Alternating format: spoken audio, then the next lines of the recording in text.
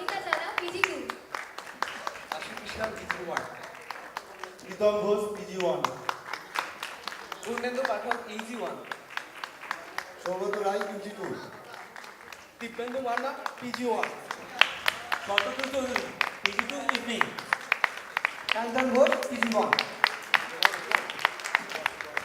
এখানে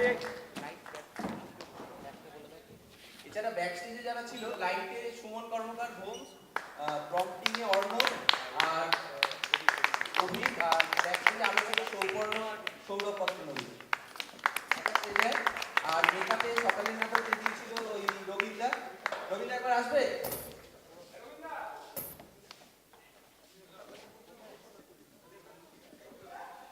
ঠিক আছে ঠিক আছে রবীন্দ্রা, এবার তোমরা যাও।